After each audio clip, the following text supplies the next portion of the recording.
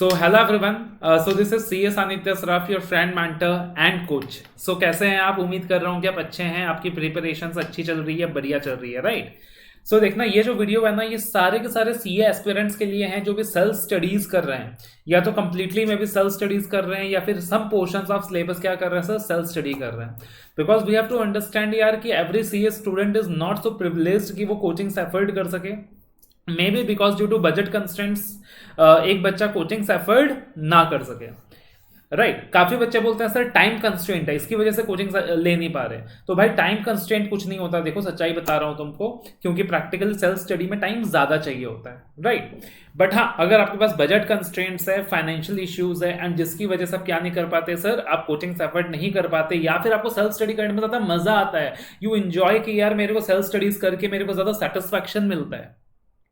So in that situation इस video के अंदर मैं काफी सारे यूजफुल टिप्स एंड ट्रिक्स बताऊंगा आपको कि भाई सेल्फ स्टडी कैसे करनी है. तो ये वीडियो हर एक सीए स्टूडेंट के लिए एप्लीकेबल है भाई, हर एक सीए स्टूडेंट के लिए, चाहे आप फाइनल पे हो, चाहे आप इंटर पे हो, चाहे फाउंडेशन पे हो. This is applicable for each and everyone, है ना, ईच एंड एवरीवन. रादर कोई दूसरे कोर्स के बच्चे भी अगर वीडियो देख रहे हैं ना, तो उनके लिए भी एप्लीकेबल है, बिकॉज सारी जनरल बातें हैं कि भाई सेल्फ स्टडी करते वक्त आपको किन बातों का ध्यान रखना है. It is a complete step to step guide, step by step guide for all the students who are doing self studies. ठीक है, तो एक रजिस्टर ले लो भाई, नोट डाउन कर लो तुम सारी चीजें जो जो मैं तुमको बताने वाला हूं, और एक एक चीज तुम इंप्लीमेंट करना शुरू करो, देखना तुमको जरूर फायदा मिलेगा. ठीक है, तो सबसे पहली चीज है यार, सबसे पहली चीज है, सबसे इंपॉर्टेंट चीज है, set realistic goals. Set realistic goals for yourself. तुमको पता है यार कि एक पार्टिकुलर डे में तुम कितना पेजेस रीड कर सकते हो, तुमको पता है कि तुम्हारा जो माइंड है वो कितनी चीजें कैच कर पाता है. तो अपने लिए ना तुम रियलिस्टिक गोल सेट करो, अनरियलिस्टिक गोल सेट मत करो. मैं इतना कर लूंगा, ये कर लूंगा, फलाना कर लूंगा. वरना क्या होता है यार, तुम अनरियलिस्टिक गोल सेट तो कर लेते हो, बट तुम उन गोल्स को अचीव नहीं कर पाते, तो तुम हमेशा अपने टारगेट से पीछे रहते हो, लैग करते रहते हो बिहाइंड. इवेंचुअली क्या होता है कि आपका जो कॉन्फिडेंस होता है वो खत्म होता है, वो जवाब दे जाता है. तो अपने लिए ना रियलिस्टिक गोल सेट करो, एंड बड़े टास्क को ना छोटे छोटे पार्ट्स में डिवाइड करो. Divide that completely big task into small topic, into small parts, है ना, इनटू मैनेजेबल टास्क. तो एक पार्टिकुलर चैप्टर है 100 पेजेस का, तो उसको 5 पार्ट में डिवाइड कर लो. 20 pages unit 1, 20 pages unit 2, 20 pages unit 3, 20 pages unit 4, 20 pages unit 5, and accordingly break down the topics in smaller segments, and then you start studying. So that is eventually going to help, क्योंकि अपने को एक चीज बहुत ज्यादा बड़ा नहीं लगेगा, और आपका eventually focus topic by topic होना चाहिए. आप एक पार्टिकुलर चैप्टर में है सबसे पहले, तो आपको बाकी 10-12 चैप्टर के बारे में नहीं सोचना जो भी आपके कोर्स में है. You just have to think about that chapter. उस चैप्टर को भी अपने 4 से 5 वॉल्यूम्स में डिवाइड कर लिया अगर चैप्टर बड़ा है, एंड जब आप उस पार्टिकुलर यूनिट को स्टडी कर रहे हो, तो your focus must be only on that unit in that particular chapter. Clear है? उसके बाद secondly what happens is that जब हम सेल्फ स्टडीज कर रहे होते हैं ना सर, तो अपना कोई फिक्स शेड्यूल नहीं होता. So it is very important कि आप अपना एक शेड्यूल फिक्स कर लीजिए, किस पार्टिकुलर टाइम में आपको पढ़ना है, किस पार्टिकुलर टाइमिंग में आपने उस टॉपिक को स्टडी करना है. जैसे मैं क्या एडवाइस करता हूं यार, कि अगर आप सेल्फ स्टडी वगैरह कर रहे हो, जो जिस भी सब्जेक्ट के आप सेल्फ स्टडी कर रहे हो, तो कोशिश करो यार अर्ली मॉर्निंग उठकर, मैं भी 4 बजे 5 बजे एक 2-3 घंटे का स्लॉट दे दो उस पार्टिकुलर सब्जेक्ट को जहां पर आप सेल्फ स्टडीज कर रहे हैं. या फिर अगर आप अर्ली बर्ड नहीं है, एक नाइट ऑल है, तो मे बी एक रात का जो स्लॉट है वो दे दीजिए उस पार्टिकुलर सब्जेक्ट को. लेकिन एक शेड्यूल फिक्स कर लीजिए, एंड चाहे कुछ भी हो जाए, चाहे कुछ भी हो जाए, आपको उस शेड्यूल को फॉलो करना है, आपको उस शेड्यूल का पालन करना है, आपको डिविएट नहीं होना है अपने शेड्यूल से. ठीक है.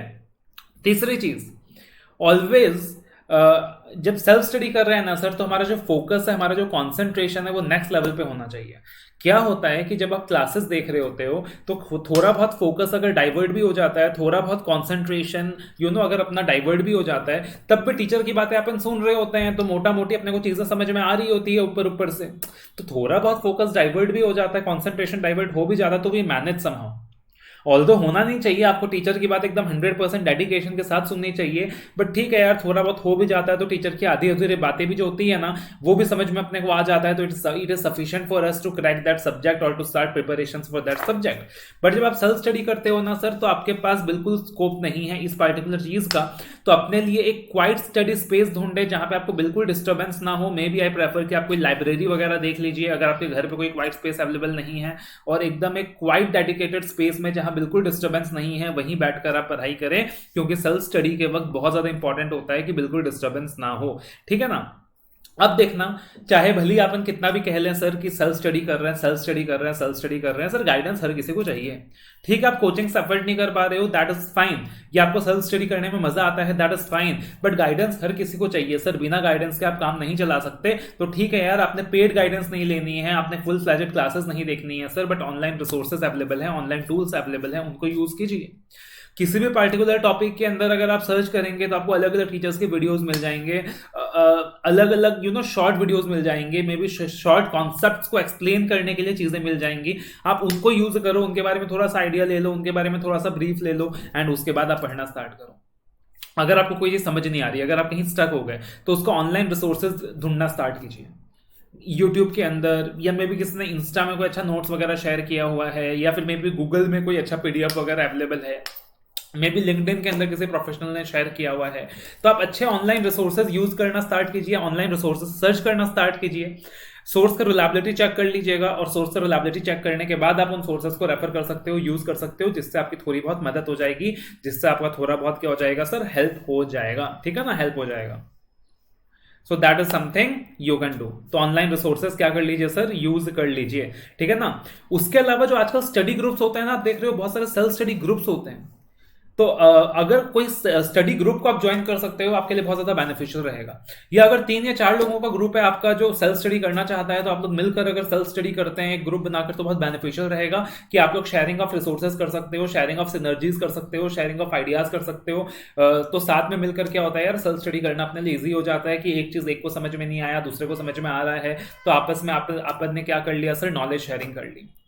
या कोई ऐसा स्टडी ग्रुप वगैरह ज्वाइन कर लिया जहां पे अलग अलग बच्चे जुड़े हुए हैं, एक दूसरे की क्वायरीज को रिप्लाई करते हैं, तो क्या होता है सर, उस पर्टिकुलर सिचुएशन के अंदर आप एक दूसरे से क्वायरीज वगैरह पूछ सकते हो, थोड़ी बहुत हेल्प वगैरह ले सकते हो। उसके अलावा आपके जो भी टीचर्स अवेलेबल हैं, जो भी गाइड अवेलेबल हैं, जो भी सीनियर्स अवेलेबल हैं, जो आपको लगता है कि यार थोड़ा बहुत मेरे को गाइडेंस मिल जाएगा, तो थोड़ा बहुत वैसे सीनियर्स के साथ कांटेक्ट में रहें, टच में रहें, ताकि थोड़ा बहुत आपको जब असिस्टेंस की जरूरत पड़े, थोड़ा बहुत आपको जब गाइडेंस की जरूरत पड़े, तो उनके माध्यम से, उनके थ्रू आपको वो गाइडेंस मिल जाए। ठीक है ना। तो ये सारी चीजें क्लियर है सर। उसके बाद अगला चीज आप क्या करो सर, इफ पॉसिबल ना, जब सेल्फ स्टडी कर रहे हो तो try to teach yourself, अपने आप को पढ़ाना स्टार्ट करें। तो किसी पार्टिकुलर कॉन्सेप्ट को समझें, किसी पार्टिकुलर कॉन्सेप्ट को रीड करें, और अगर आपको लगता है कि यार मेरे को कॉन्सेप्ट समझ में आ रहा है, तो ट्राई करो अपने आप को एक्सप्लेन करने का कॉन्सेप्ट, या try to explain concept to someone else. And if you don't have someone else who is ready to listen to you, try to explain that concept to yourself, कि क्या आप उस कॉन्सेप्ट को समझा पा रहे हो, क्या उस कॉन्सेप्ट को आप समझा पा रहे हो। And try discussing the concept with those of your colleagues, those of your friends, जिन लोगों ने कुछ क्लासेस वगैरह ले रखी है। तो क्या होता है कि सर उनसे भी आपको कुछ ना कुछ नॉलेज मिल जाएगा, उनसे कुछ ना कुछ इनपुट मिल जाएगा, जो कहीं ना कहीं आपकी मदद करने वाला है। ठीक है। सो that is very very important. उसके अलावा सर सबसे ज्यादा जरूरी चीज होता है यार, सेल्फ स्टडी करते वक्त अपने को ना मोटिवेटेड रहना है, अपने को मोटिवेटेड रहना है, अपना हिम्मत, अपना हौसला अपने को नहीं तोड़ना है। काफी बार कुछ ऐसा होगा सर, आपको समझ नहीं आ रहा, चीजें बहुत कॉम्प्लेक्स लग रही है सर, चीजें बहुत टफ लग रही है, तो अपने को हिम्मत, हौसला नहीं छोड़ना है। ऑनलाइन रिसोर्सेज ढूंढिए, गूगलिंग कीजिए, आर्टिफिशियल इंटेलिजेंस की जरूरत पड़े तो आर्टिफिशियल इंटेलिजेंस को यूज कीजिए। फिर भी समझ नहीं आ रहा तो उस टॉपिक को एक बार पोज कर दीजिए, उस टॉपिक में एक बार कांटा लगा दीजिए, आगे बढ़ जाइए। क्या पता आगे आपको कुछ ऐसा मिल जाए कि वो पिछला वाला टॉपिक क्लियर हो जाए, उस टॉपिक की वजह से स्टक ना होइए। अब देखिए, मैंने आपके सामने आर्टिफिशियल इंटेलिजेंस की बात करी सर, आर्टिफिशियल इंटेलिजेंस यूज कीजिए, जैसे कि चैट जीपीटी हो गया आजकल। लेकिन सर यहां पे एक वार्निंग दे रहा हूं मैं आपको, आर्टिफिशियल इंटेलिजेंस ज्यादा यूज नहीं करना है, बहुत लिमिटेड यूज करना है, बहुत लिमिटेड। काफी बार आर्टिफिशियल इंटेलिजेंस गलत इंफॉर्मेशन दिखाता है, काफी बार। आप कोई टॉपिक को पढ़ चुके हो, समझ चुके हो बुक से, फिर आपको समराइज वगैरह करना है, आप आर्टिफिशियल इंटेलिजेंस यूज कर सकते हो। बट किसी टॉपिक को आपने समझा नहीं है, पढ़ा नहीं है, आप उसके बारे में जानते नहीं हो, तो आर्टिफिशियल इंटेलिजेंस बिल्कुल यूज मत कीजिए। काफी बार वो गलत रेफरेंस दिखाता है, काफी बार वो गलत चीजें बताता है। ठीक है।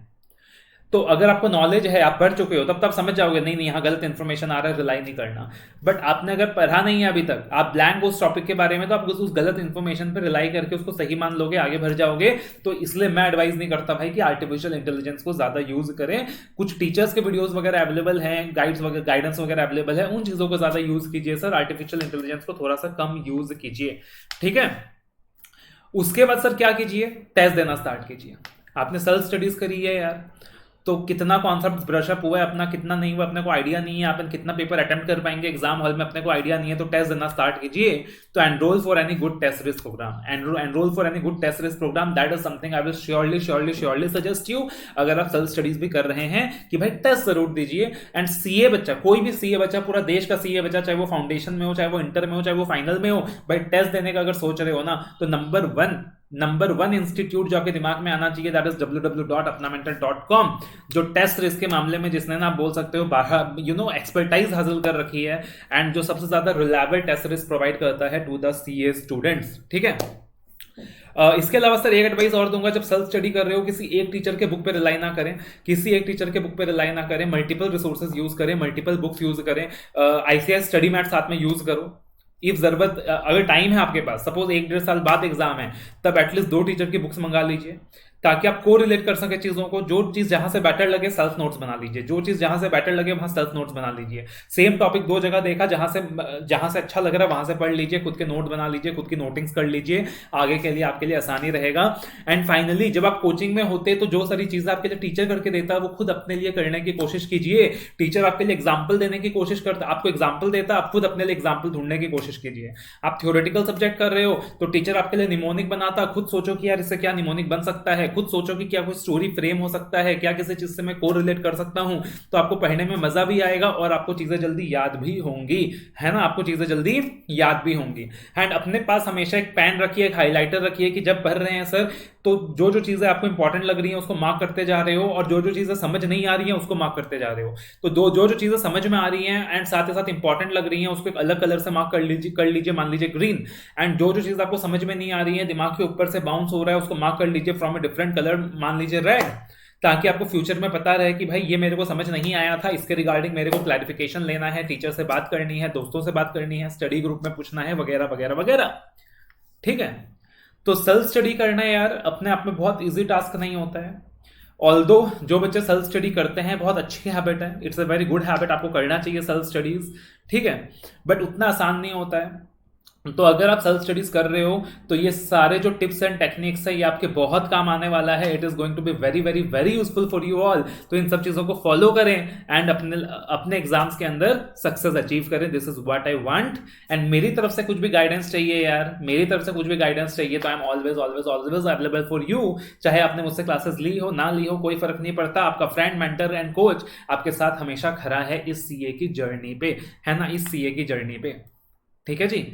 तो टेलीग्राम पे आप क्या कर सकते हो सर, मुझे मैसेज कर सकते हो for any kind of guidance. And Telegram पे मैसेज कैसे करना है सर, तो मैंने डिस्क्रिप्शन में दिया हुआ है, मैंने फोन नंबर शेयर किया हुआ है डिस्क्रिप्शन पे, दैट 7838061193। आप यहाँ पे सीधा मैसेज करिए टेलीग्राम पे, या @CS अनिद्रा सराफ पे सीधा मैसेज कीजिए। I will be available for you all. And personally phone में बात करनी है तो वहाँ पे रिक्वेस्ट रेज कर दीजिए, सर मुझे पर्सनली बात करना है, बहुत इंपॉर्टेंट है, फोन नंबर शेयर कर लीजिए तो मैं पक्का से आपके साथ बात कर लूंगा। एंड कभी मेरा रिप्लाई ना आए तो दोबारा कर दीजिएगा, क्योंकि हो सकता है कभी कभी बिजी शेड्यूल में कोई मैसेज स्किप हो जाए। So all the very best, love you all, take care. Video को लाइक करना ना भूलें, शेयर करना ना भूलें, चैनल को सब्सक्राइब करना बिल्कुल ना भूलें, एंड अपने दोस्तों के साथ शेयर करना बिल्कुल ना भूलें। All the very best.